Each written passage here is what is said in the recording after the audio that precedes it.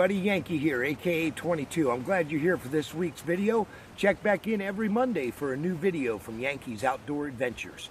Hey, you know, before we get all geared up on for going hiking and camping and whatnot this year, I did want to discuss with you guys something. And it's a little bit out of the ordinary for my video. I usually take you guys somewhere, and this week here, I actually just wanted to bring an awareness to everyone before you guys get out on your adventures and before I get out on mine. It's just something good to keep in mind that every year, and last year was no exception, there's been a growing number of unexplained missing persons in national forests. So if you guys were planning on going out to any of those places, let's not become one of those numbers. That's why I wanted to talk about it today. So. Hey, let's just throw the intro and we'll jump right on in. Thanks for being here.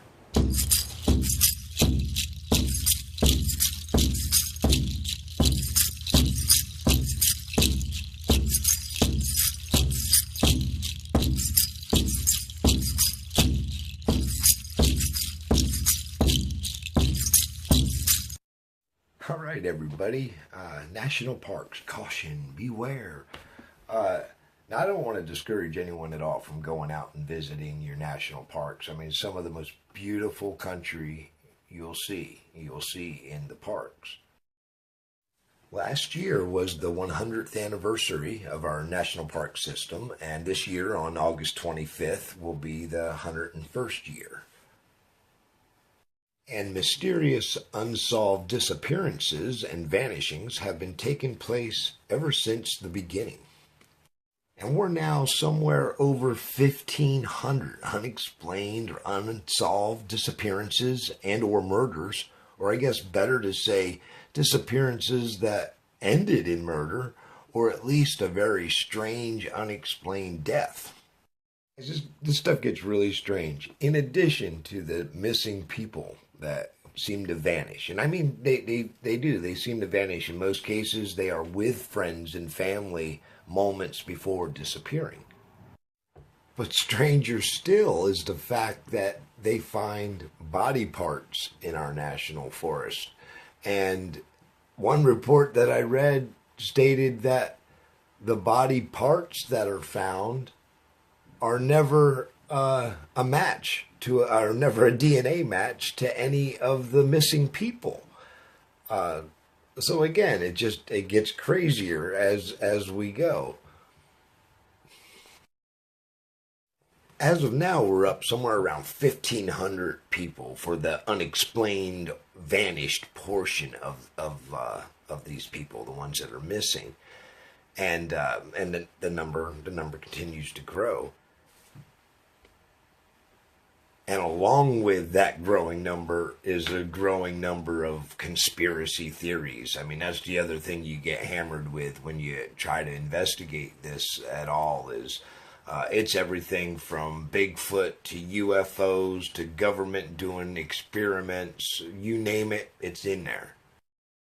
With a total of 84.9 million acres, it's not that hard to believe that some people do come up missing. Now, of course, 55 million of them acres are in Alaska. It's Yosemite National Park that tops the list on the most unexplained mysteries.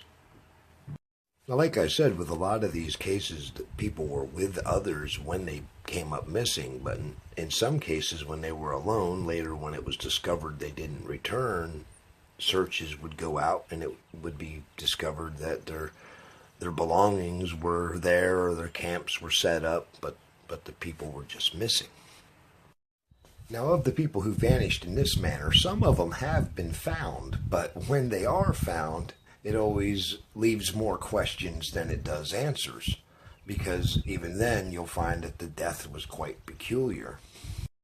One interesting thing I found that they have in common is that 95% of the cases, bad weather strangely follows the disappearance, and it ends up resulting in them having to call off the search altogether. And also in 99% of the cases, one source reported that search dogs will refuse to track or just cannot find a track whatsoever. And I thought those items were pretty interesting as something that happens on such a high percentage of these cases. 98% of these happen in the afternoon on a clear day. Then the weather turns bad. And the search always covers about a 100-mile radius.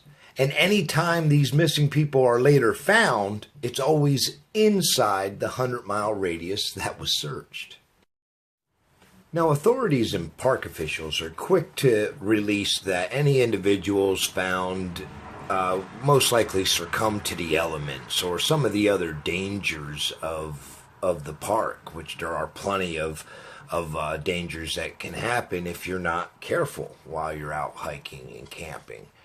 However, when you research the topic, you quickly find out that the coroner's reports don't always agree with what the police are telling us, and that helps fuel the controversy of all the conspiracy theories.